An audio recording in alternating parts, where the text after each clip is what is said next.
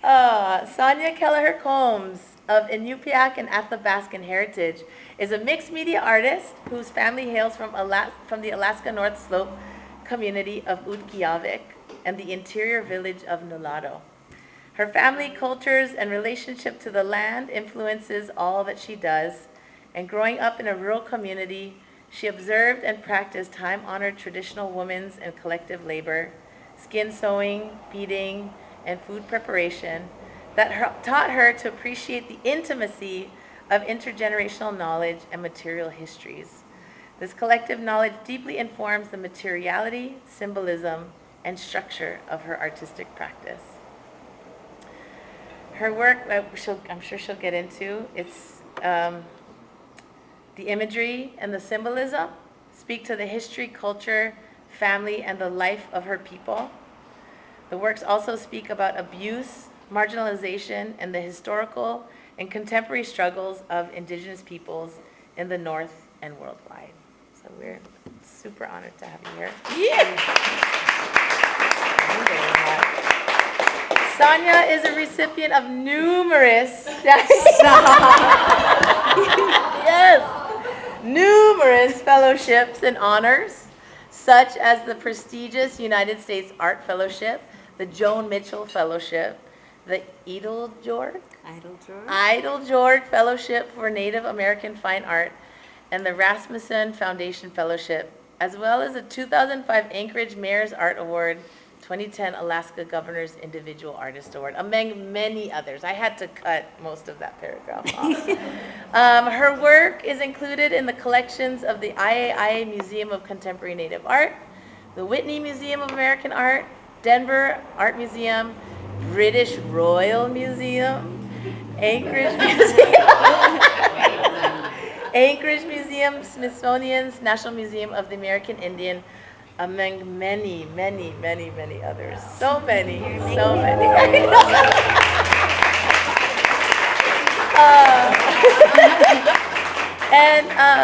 It was such an honor to get to spend time with Sonya this week. And so I also wanted to include some things that might not be found online, things that we've learned about her that I wanted to share. Okay, here we go. Sonya has a fierce love for her fur babies, as well as her human ohana. She's not a big fan of bugs or sweating.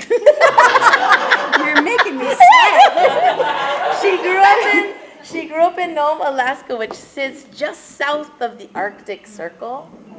Yeah. Her husband's name is Sean, and he is a redhead. And we'll get to meet him. We'll get to meet him when they come to visit. She grew up learning how to bead with her mother and continues to enjoy beading, creating, collaborating with her family and friends. Sonya is extremely patient. She led our team in teaching over 70 people how to create their own portable secrets. Many of you guys were here for that. She is also extremely humble because she's a big deal.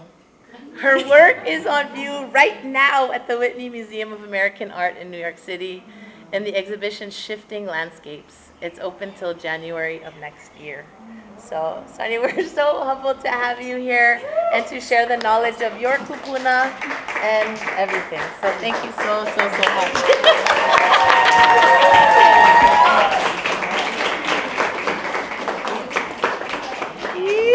Okay. You have to stay. Okay, I'll stay. I'll take notes. You've already been taking notes. I can't even believe it. Who knew she could listen so well? I am absorbing I'm gonna have to ask constantly. Ed about that. Oh. Well, thank you so much. I first want to begin by just thanking everybody because it has been so, I feel like when I came here immediately, I felt like I was a part of the family. So that is really, really important. And it's not always the case. So, yeah, I even stayed at people's houses, and Lisa was amazing, showing me all around. I felt just right at home. So I'm going to jump into it. Yes. So I just have to apologize because this is not the full PowerPoint that I wanted to show because something's corrupted on my between my two geriatric computers. And my husband tried to email it to me, and it didn't work. So this is one that I actually presented at Bard College. But I think it's got most of everything in there. And the couple things that are missing are images from the exhibition in Oahu. But there's actually a lot of stuff online. So if you're better than me at looking that stuff up, then you'll be able to see it. So this, I like to begin first also by acknowledging the land that I'm on.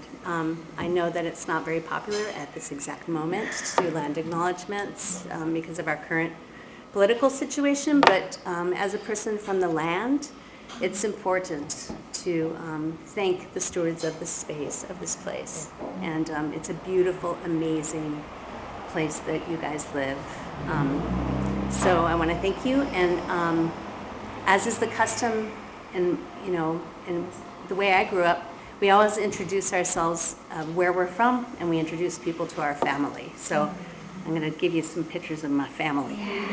So this is outside of Nome, where I grew up. This is in the fall time. Those bright red bushes are tundra blueberries. And this is the frozen Bering Sea. This is a really old image that I took probably from high school. It doesn't freeze like this quite the same anymore. It would be frozen all the way across to Russia, to Siberia. And every year there'd be like somebody trying to cross there and getting caught by one side or the other and being brought back. But yeah, so this is our family cabin. There would be two cabins. This is where we spent our entire summers as a family. There are 6 children and 2 adults. And we would be harvesting from the land. We were also gold miners. My grandpa came over as a gold miner. There's a picture of my mom. Who wanted to see a picture of my mom? Miho.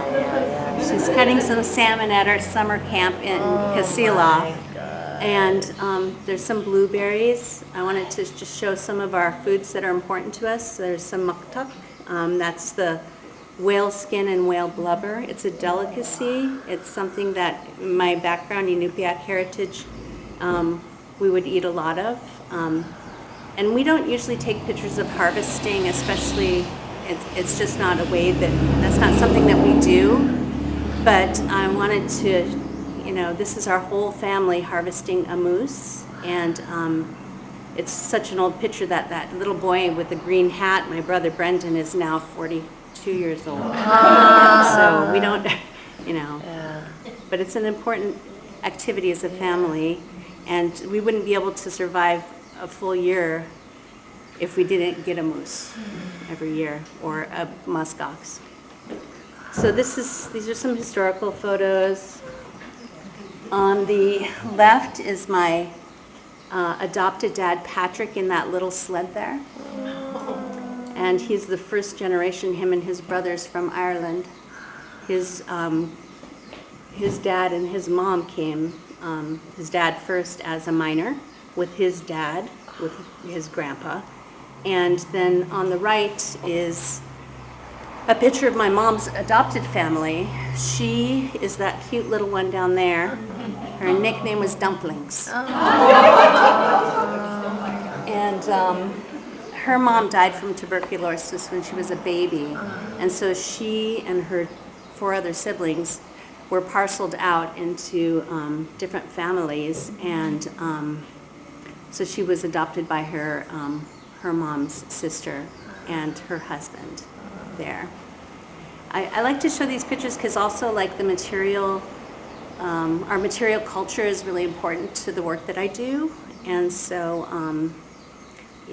sometimes some of those objects come into the work that I make, and materials for sure. So I'm sorry, I'm really bad with the left-right thing. On the left is my mom when she's younger with my grandpa Kelliher, who's the man who came from Ireland. And then on the right is my adopted dad, Patrick Kelliher, and he's cleaning what we call salmon berries. but some people call it a different, there's two different types of salmon berries, but these are our salmon berries. So, yeah. Yeah. And so on the left is I'm very fortunate to have a dad and to have a father. So on the left is my father, James Stotts, and his wife, Caroline Heilemann Stotts. She's from Greenland. And then on the right is my grandma, Mary Brower Stotts Adams, and her brother, Harry. And they're from the North Slope, as Mina mentioned. From Barrow, we've reclaimed our name. It's Utqiagvik. Mina was very good at pronouncing that. She was working on it for a while. So I want to also say those shapes and forms that you see on those parkas are really, it's where my secret, that form comes from. That pattern is actually based on walrus tusk forms, and they're specifically found in Inuit or Inupiaq, Greenlandic, Siberian Yupik, like circumpolar indigenous people's garments. It was meant to empower the wearer. So making art is just one facet of what I do. I also curate, volunteer, and make kind of utilitarian objects and jewelry and things to keep me busy, and also to make money, that evil thing.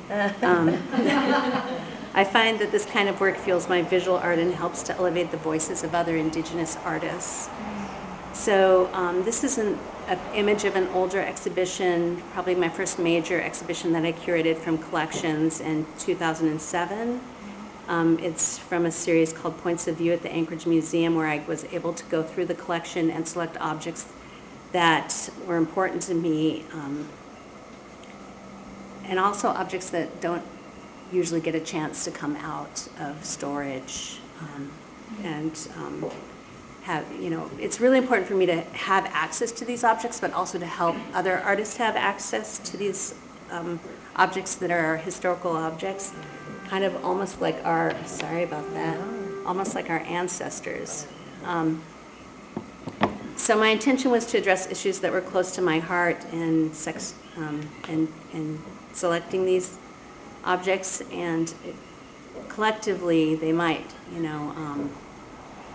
speak about the history of our people, but also they might speak about the marginalization of people, Indigenous people in particular, people of color, whose history was stolen from them. So this is a piece called Goodbye. It's one of several installations in the exhibition Consensus. It's a memorial to the 38 Alaska Natives who took their life in 2005. That was the most recent census I could get for that exhibition.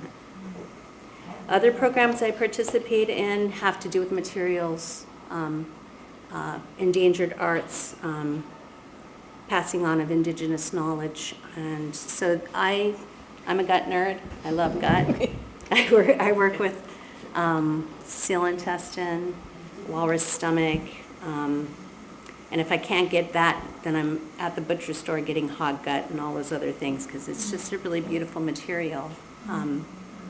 So this is Mary Tanuchuk, who is on the left. She was one of the master artists who I taught with at the Smithsonian Arctic Studies Center Gut Forum. And on the right is Anna Galagagan, who's the woman who taught me how to process gut when I was a teenager. So I continue to find inspiration in all of our historical objects, and this is an opportunity I had to go to one of our museums that was funded by the National Museum of the American Indian, studying objects with fellow artist Art Inupiaq, who's from Point Hope, Alaska. Access to these objects is paramount to many of us. And also being able to bring them back, to repatriate them to our peoples. I just joined the board of the National Museum of the American Indian, and I'm on the repatriation committee, I'm happy to say. Yeah. So with that program, I was able also to come back to the Arctic Studies Center, which is in the Anchorage Museum, and bring both younger people and practicing artists to have access to their collections. And it's just so amazing because there were people who took me under their wing to be able to open doors and create opportunities for me to have access to these objects, both within our state and outside of our state and across the ocean to collections in Europe. So something else that's important to me is bringing together people of color to talk about issues that are close to our hearts. So for 2 years I was invited to curate conversations at the Anchorage Museum. They were focused on issues important to the contemporary and future circumpolar North, and in particular that of Indigenous people. So this image is from our third conversation, Culture of Commodity, Commodity of Culture. Included were moderator, curator Candace Hopkins. I think you can probably see their names up there, panelists Nicholas Galanin, Jesse Kleeman, and Charlene Teeters. This is from 2015. In the face of globalization, culture has become an object of consumption through channels such as tourism, advertising, collecting practices. A new market of cultural voyeurism has fostered a rigid, consumable image of authenticity that omits the experiences of Indigenous peoples today and vigorously defines culture from the outside, turning culturally significant objects into consumable goods, including aloha, right? So there were many, many different conversations we had. The culmination of these conversations, which took place in Alaska, New Mexico, New York, and Norway, was the exhibition Without Boundaries, Visual Conversations. It opened in Anchorage, traveled to rural Alaska, and to Santa Fe's Museum of Contemporary Native Art. So these are the artists that were in the exhibition, and there were art historians who wrote for this catalog. Unfortunately, we've lost two of those artists, the amazing James Luna and Shan Goshorn, since then, but super grateful for everybody's work and the work that everybody continues to do. So let's talk about my work. So the cocoon-shaped patterns and garden secrets are based on that same pattern that I showed you on my grandma's parka. So I do them both in 2-dimension and 3-dimension. So this shape is metaphorical for a secret. A secret by definition is something hidden, unspoken, repressed, and kept unknown. Guarded Secrets is a series revealing the protected secret, one shielded from the outside and one fortified from the in. This is called Common Thread. It speaks to shared heritage and community, the passing on of generations, traditions, and culture. A single thread connects these pouch forms. Similar but not the same, they remind us of the individuals that make up the whole. It is a simple but beautiful idea. We all share a common DNA. We are all connected. These are all different shapes and sizes. Just to give you like scale, like the smallest one is probably about this big, and the largest one is closer to this scale.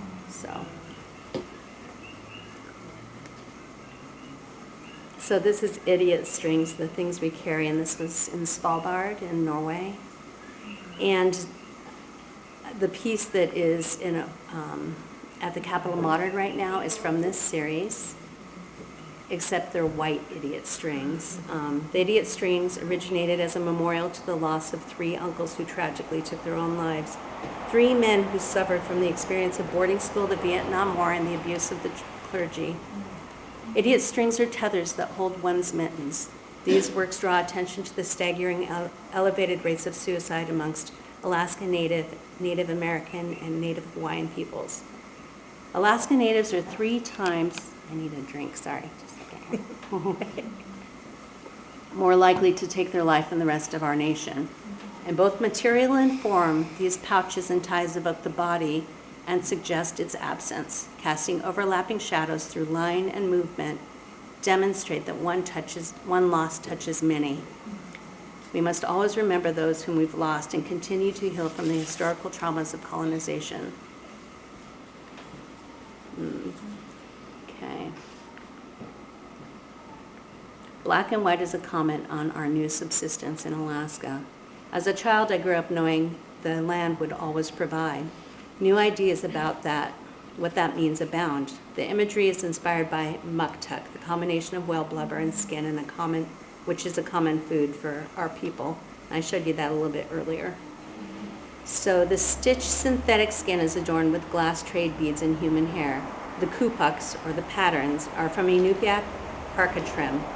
Each muktuk strip is hung over a glass canning jar filled with used motor oil. 3 generations of Alaskans have worked on the North Slope of Alaska, extracting oil to feed and house their families.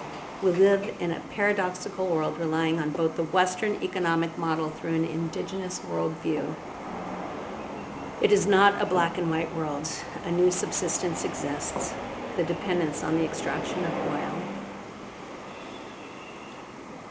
So this is motor oil in canning jars. Blue cord, blue aeon. This piece is from the exhibition Plastic Gyre. It was an expedition to collect garbage on the coast of Alaska.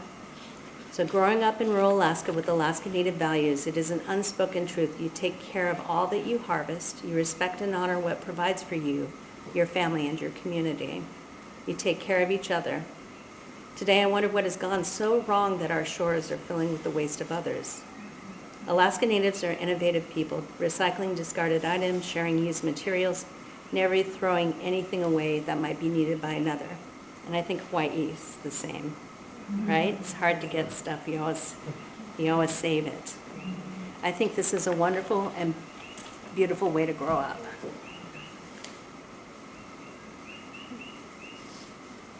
So this is a series called Remnant. It's a series meant to comment on the threatened state of the natural environment of Alaska, a location where the folly of our human-centric approach to industry is achingly clear. Within these works, the viewer is surrounded by fragments and scraps of the world of the North, bits and pieces of animal hide, hair, clothing, and other detritus, submerged in a synthetic media like so many specimens from a way of life that no longer exists. Remnant invites the viewer into a dialogue that exposes the tenuousness of our own existence. So this was at Site Santa Fe Sightlines in 2016. And these are some details of that work.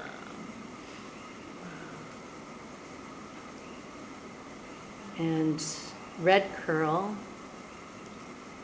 this is a wall installation. It's comprised of repeating sculptures made from a combination of synthetic and natural materials. The shape is loosely based on the parka sleeve pattern. Like the repetitive tasks of working on the land, the process of producing art is intimate and meditative. Red Curl is open-ended, allowing the spirit of the fish to return for future harvest. Use of repetitive forms is common in my work, each individual a part of the whole, metaphorical for our relationship to each other and the natural world.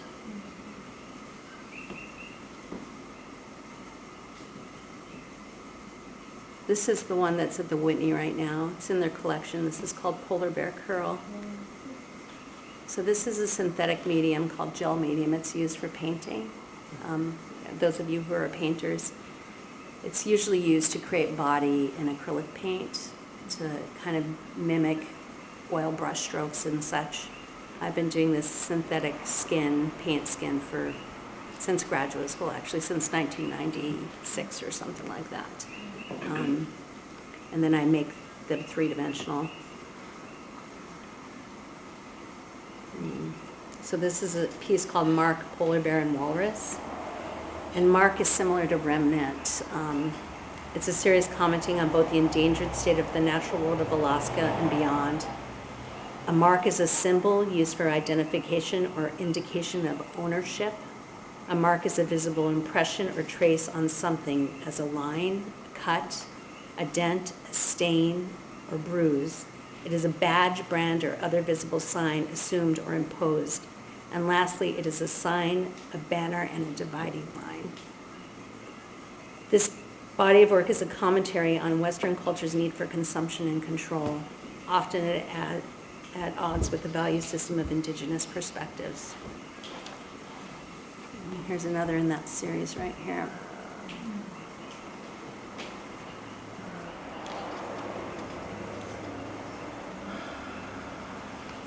Sorry if this is a little bit of a downer, guys. Yeah. It's hard. It's hard stuff. I know it is. So this is a series called Credible. Credible is something that is capable of being believed, convincing, worthy of belief, trustworthy. Credible is a series addressing the overwhelming abuse of the Catholic Church in the state of Alaska. It continues a series I began exploring in 2007. These paintings represent the 35 villages that have credible claims of abuse by the hands of those sent to save them. Below each work, or in the signage for it, is a list of those accused. This information was generously shared by Kyle Hopkins, who is a reporter from the Anchorage Daily News. His research was obtained from Jesuits West and supplemented with a report by the Catholic Diocese of Fairbanks that lists all known individuals, including priests, religious lay employees, and volunteers against whom a complaint of sexual abuse has been filed by one or more individuals and against whom the abuse has been proven, admitted, or credibly accused. An important part of the installation of Credible is the label text. Credible Holy Cross illustrates the rampant abuse of the Catholic Church in our villages. With a population of 220 people, 16 predators were left unchecked over a period of 40 years.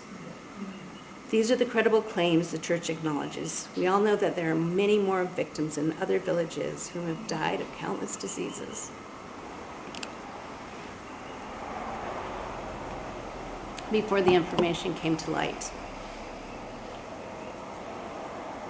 So, I was super honored to be asked to, Ellen, this is the one that she got to meet. So Ellen Carley is here right now with her son for it's his senior year, his last year, and they're here for spring break. And she texted and she came over and she beaded with us on What day? I don't know what day. Yeah, Anyhow, they're all running together. So I was given this exhibition at the State Museum, a solo exhibition, and she was like, "Do you want to co-curate alongside a gut exhibition?" I'm like, "Yahoo! Yes, of course I do." So we got to go through several collections, including the State Museum, the Anchorage Museum, Sheldon Jackson Museum, to select objects to exhibit. This is an image of the catalog, and this is, I have some verbiage about the exhibition in here. So this is my solo exhibition here. So verity, the quality of or state of being true or real, something such as a statement that is true, the quality or state of being truthful or honest. And most of the work in my solo exhibition deals with the Catholic Church and all of the ills of colonization, not just the Catholic Church. So, so this is the other side. You see it's in conversation. Here's an installation. There were 3 exhibitions that were a part of this. And this is an installation of the gut objects that I wanted to share with the public. It's the largest exhibition of gut parkas. And we even did DNA testing and found that there's a lot of the gut parkas that we thought were seal intestine. They're actually bear intestine and all sorts of, you could geek out on it like big time. But, so yeah, so this is Legacy, the installation in the front there. So legacy is a gift by will, especially of money or personal property, something transmitted by or received from an ancestor or predecessor or from the past. So, resilience, the power or ability of a material to return to its original form or position, the ability of a person to adjust and recover readily from illness, adversity, major life changes, etc. So these objects were filled with rosaries. Not all of them, but a lot of them.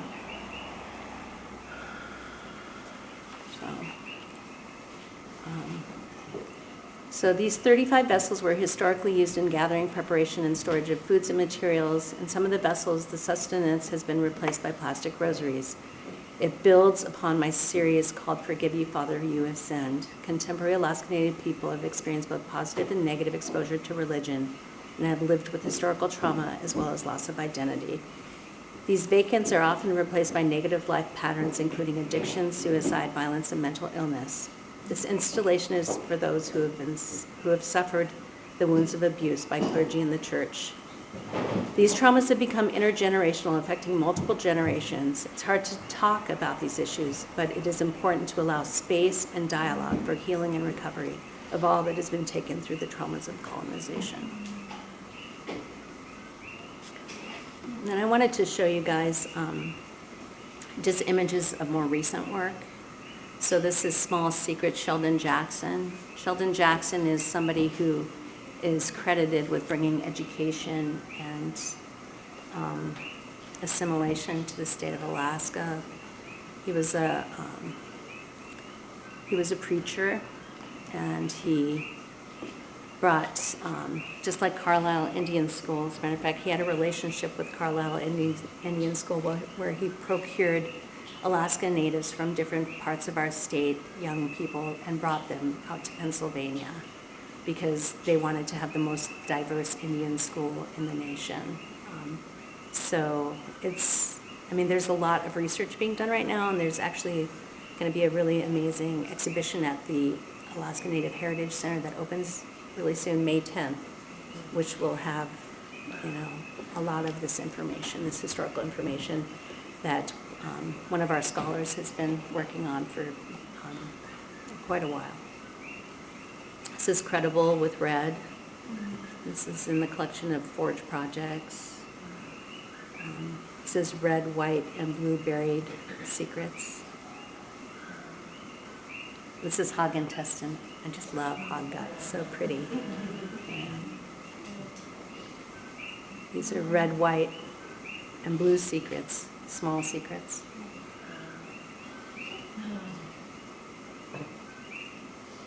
This is hair and fur secret portraits.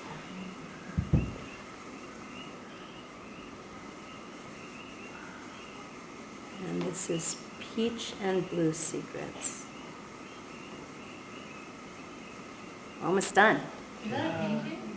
It is a painting. I think they're 6 feet tall, so yeah. So see that shape in there? I can't get past it. I just love it. I try something else and then it comes back again. And then this is my studio. Wow. So you see that tin? That's the same kind of tin on our cabin that I grew up in. Did you make that? Yeah, we built it. We had some architect friends help us. And then the last picture, I think, I might have a picture. Oh, there you go. Yeah, we got to end on a positive note. That's Sean Combs, but not Puff Daddy. And that's, on the top is Mia More. Yes, but she's more Mia of Mayhem. And then that's Bobocito down there, little Bobo. And then this is a publication that just came out in November. Yeah. So if anybody wants to get it, it was on Amazon and it was on sale. But I don't know what the price is now. Yeah, but it is available.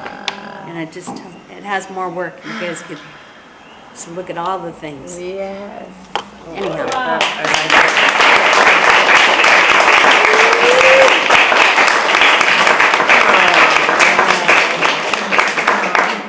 Thank you so much. Yeah. Right on time too. Yeah. I'm like, you guys can ask questions. Please ask questions.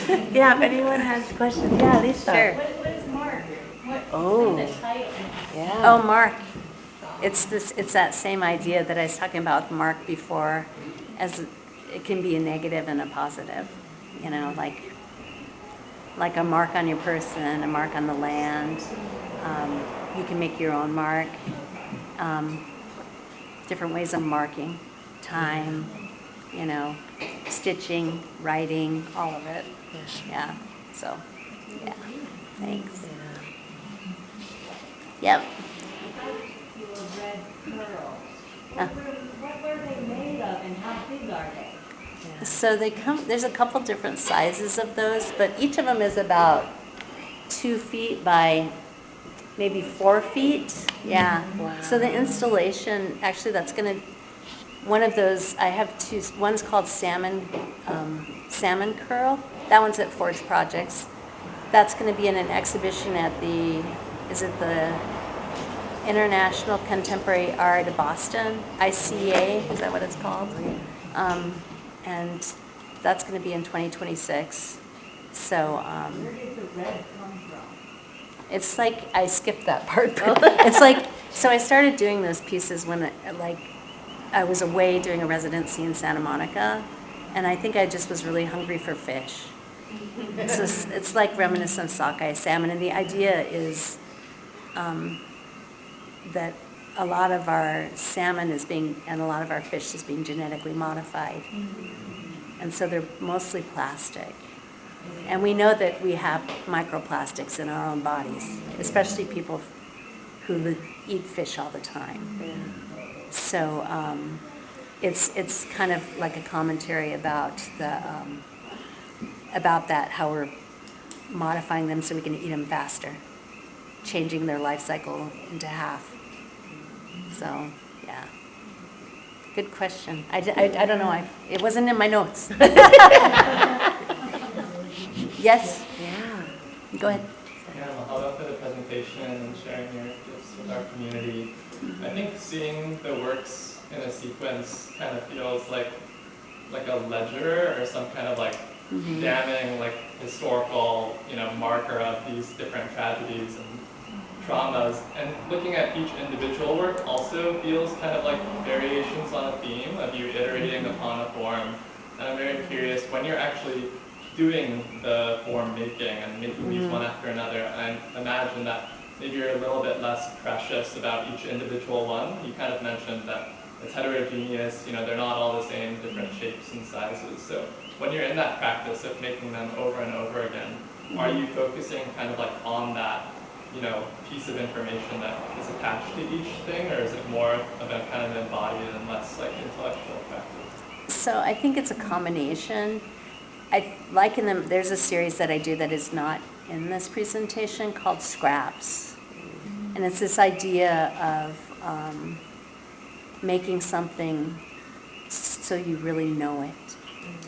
And I kind of, the idea of a scrap where you're sitting with your mom or your grandma or your aunt or whoever, and you're working on something, they give you something to work on, to teach you. And you're sitting there as a group and you're making, but it's not about the finished product, it's about the time you spend.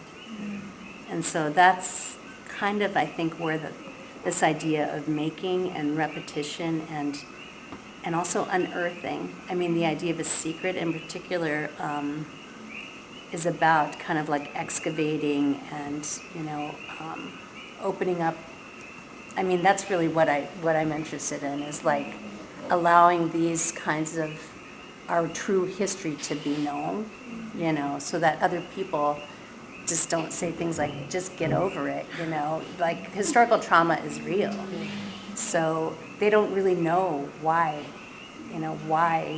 we feel the way we feel and why, and also our connection to each other in place, and the land. And we want to know where our food comes from. We want to, doing all of these things, it's important. So, and even if it's made of plastic, it's still, you're still working on it. And a lot of times, not the curls in particular, but a lot of the work that I do is done in, there's other people, they're bringing work in and working on it. We're working on things together. Like we did our beaded pouches. Sometimes they bring their own stuff and sometimes they work with me. It's like a community. So that's what I'm interested in, really. But that's a really good question. They are all individuals, but they're very similar, just like we are, similar and different. And yeah. Go ahead, Sean. When you're curating shows of the historical objects, do you ever like specify that you're looking for like objects from a specific geographical area, a specific group, or do you kind of choose items from a larger group of different tribes or people? The ones that I've mostly done, they're all Alaska Native. But that piece, Goodbye, I did it in Finland, and I also did it in Canada. And in Canada, I asked people to bring in mittens. So some were contemporary mittens, and but it was specific to suicide. Yes. So yeah. Thank you. Sure. Yes. I don't know, this might be a silly question, but does the Bishop Museum house historical artifacts from Alaska Natives? I don't know, maybe a little bit, but I don't know. That's a good question. Yeah. I was curious if there's anywhere in Hawaii, and that's the only function I can think of that would possibly have something. I know that they had a relationship with the Alaska Native Heritage Center and the Peabody Essex Museum as a whaling culture, that artists have come from Alaska to here and vice versa to do carving and to talk about scrimshaw and all those things, you know. But that was quite a while ago, but I think they're revisiting it right now because a bunch of people from the Anchorage Museum came to the Bishop Museum, so maybe somebody got a grant. Yeah, go ahead. I really appreciate that you forage and gather with your ohana to build memories, but also I was going back through your childhood. Is that where your artistic drive for using skin or fur or like intestines, like the curiosity of being a child and cleaning animals with a father or grandfather or someone above you? Where did you get the idea to say, I want to see that dried, and then I'm going to paint it or put blood or stain or some kind of dye on it to create? Yeah, and then you went with the repetition, which we heard more about, which is fascinating. But where did that come from? From 3 years old? From 7 years old? That's a really good question. So I thought I was going to be a lawyer, actually. Oh, wow. Yeah, when I went to school. But then I took an art class in undergrad, and he was really difficult. He was a really difficult teacher. I worked really hard. I got a B. And and he said something like, one of you in 20 years is going to be doing this. And I was like, that's going to be me. Yeah, when I got my Governor's Arts Award, it was a painting of his. So that was like, you know, like a big deal for me. But it wasn't until grad school that I started. Grad school, I don't know, any of you guys been through grad school? I'm sure you all know it's like, I went to Arizona State, and it was like, I wanted to go somewhere diverse. I did apply to University of Hawaii at Manoa, and they didn't get back to me until after the deadline for me to accept somewhere else. So I didn't come here, but it was okay. It was okay. It was a 3-year program. It was really difficult. I was really homesick, and I brought things with me from home. And I just had them in my studio, and then eventually I was simulating them. So I was like, I had Walrus stomach stretched, and then I was making a fake one out of synthetic skin. And eventually they came together. But they were very precious, you know, they're hard. It's really hard to get those materials. It's really hard. I mean, some is from my family, some I process myself. But it's like, it's a dying art. And so I didn't want to use it because it didn't seem like I was honoring the material in a way. And eventually, you know, I kind of almost got, I got permission, you know, to do that. I didn't, the credible piece, I got permission to do that too, you know, from my uncles the uncles who were still alive, you know. So, yeah. But it's a good question. So I started using it, and I've never looked back. Yeah. Yeah.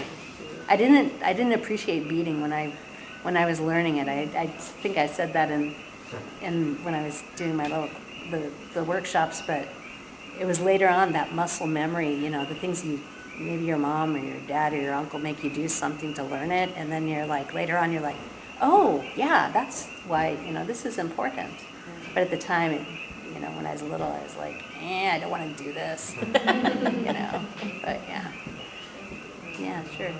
Go ahead. When did you start incorporating the concept of secrets into your art? I did my first set of secrets in grad school. They were a set of small secrets, yeah. And I think I was talking about how I would make pouches for family and friends who had loss, and I wanted to give them something to help them to, move on, to heal. Sometimes I'll put healing stones in them or other things that are important. And so those kind of both my, the stuff I do to my jewelry and my other small objects, utilitarian objects like mittens, things like that, they sneak into the other work. So yeah. So it's 1997, something like that. Yeah. Anybody else? Oh, go ahead. Mahalo for sharing all of this. It's really awesome to be here tonight. My name's Sonya too. Oh my gosh, there's 3 of us. This is the most Sonyas I've ever seen in an entire. I should all take a picture later. Well, most people know me as Canadian, so I just want to mahalo you for being here. My question was your secrets.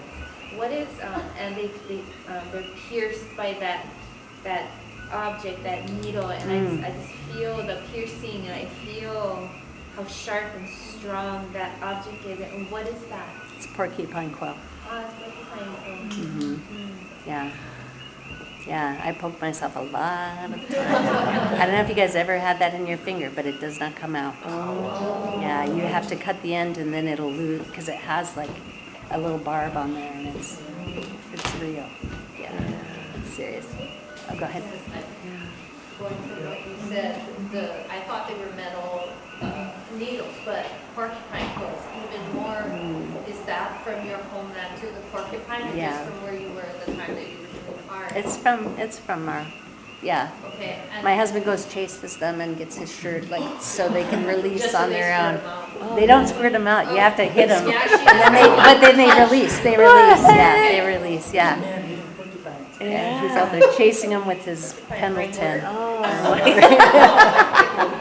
the serious aspect of that, like the scratching, the poking, the scraping, I could imagine is very extremely painful, and secrets and pain, that goes back to the rape and the injustice. So that piece was in an exhibition called The Unheroic Act. It's an exhibition that was in New York at John Jay College, in their legal. It's a law school, but it is about rape in America. Yeah. But that's not the only place. I mean, I've shown it other places, but yes, it's not specific to that, but it could definitely be linked to that for sure. There's,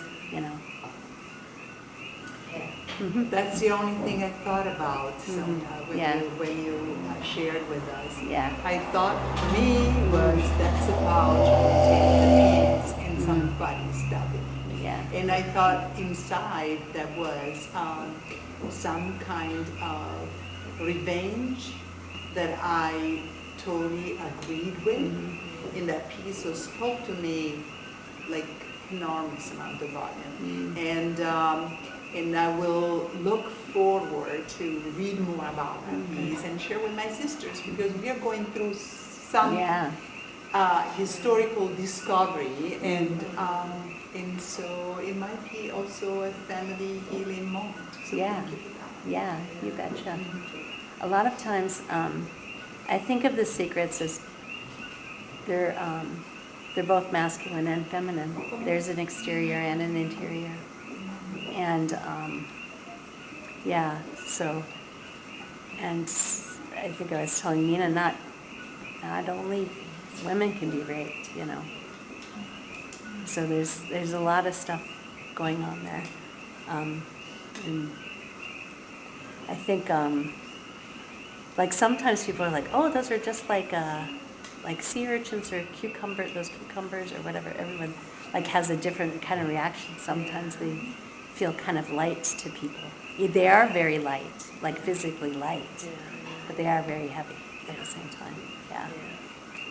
I have a question. Mm-hmm. So working on this theme for decades that you've been all the work in all the places around the world that you've been, and I'm just wondering, like, in all the community dialogue that this has inspired, have you heard apologies? Have you heard like people like church officials or clergy, like, you know, like any sort of reconciliation attempts in these community dialogues? No, not really, but it's kind of, the first time I did like in the 2007, I had like all of these Catholic extremists who were coming to the Anchorage Museum in the summertime. Like, I didn't know the internet or anything. I'm really bad at the computer, but like people were like sending me like all of this stuff saying it's not true, And I'm like, well, it might not be true to you, but it's real.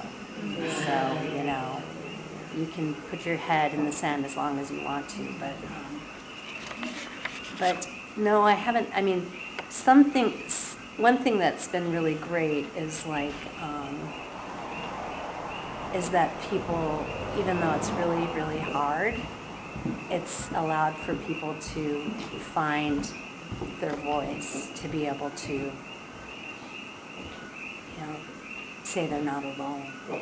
And I think that's what the work is about for me, is like allowing a platform for people to be able to not be afraid because they're not alone. So,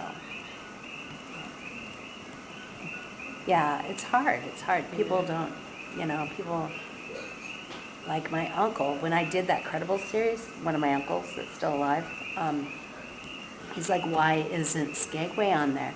Because that's where they all went to Pius Mission School. She went from the age of 4. And she had siblings all the way up. And so, and then my grandma had TB, so they had to stay for 2 years. They didn't even go home to Nalata, which is the middle of our state, from Skagway, way down in southeast Alaska, like 1,000-something, I don't even know how many miles. But he's like, why isn't Skagway on there? And I said, because nobody testified. And then he's like, but it should be on there. Because he was abused there. Yeah. So I'm like, when they came up with the new forum, I sent it so he could testify, But I don't know what's going to happen. We know that there's many people who, have passed away who didn't have a chance to have their voice be heard. So we just have to be there for them, And it's still happening. It's still happening, So But I think talking about it and sharing it in community forums like this. there are some, yeah. From it a little, and like. Maybe. I don't know. Yeah, but it's. I think it's important. Yeah. I say just thank you. No, thank For you. being brave to share. Thank you. No questions? No, I have a question. Okay, go ahead. But I do want to, one of the powerful things about your work is that it lets us learn, process, and heal ourselves. So, yeah, no, thank you. It's deep, it's heavy, but as Chitra shared, we need the dark with the light in order to have harmony, and that really stuck with me through all of this. Me too. Yeah. And we got Sean and the pups. I know. But That's why we're looking at them. When we need all the puppy love. Yeah. I had a museum geek kind of question of just what you shared about what your role on the NMAI advisory board, and with your past experience at museums. A lot of us here work with museums too, to visit and care for our treasures and things. And I was hoping maybe you could just share a little bit about your experience, maybe initially working with museums, and maybe where you see things going. That's a good and question. Yes. Yeah. Yeah, no, like when I first started to try to have access to our objects, it was really hard. Yeah. And I just remember one instance, like I was working with this museum and they wouldn't let me touch anything, you know. And then by the end of the time I was working with them, the person was like, "Are you going to help me?" And I'm like, "Are you going to let me touch it?" You know. But yeah, I think it's still a problem in some places, especially in Europe, that they're afraid we're going to take all of our stuff back, you know. But I think it's kind of gotten better in the United States for sure. Although I just was at the Field Museum with some people, and there's just a lot of stuff that has obviously been looted, you know, that has no provenance or anything. Just did a project with the New Bedford Whaling Museum that, you know, I selected something that was just like, it was like a little wire, it looked like an electrical wire with all of these seal charms on it. And they were beautiful. And then there's no provenance, and it said Rockefeller Collection donated whenever it was donated. That was pretty much it. I mean, I could tell kind of they were from my region. Yeah. So then I did one of those remnant pieces, and I went and bought a bunch of seals made in China and strung them on a wire. Wow. And put it and installed it next to it. But you know, because it's just like when they were collecting all the birds and they made them extinct. You know, it's that same kind of idea of, which makes me sick. But yeah, anyhow. But yeah, no, it's been much better. But it's easier for me. So that's why I like to bring people along to open those doors, so that these young people or people who don't have as easy access with me. So yeah.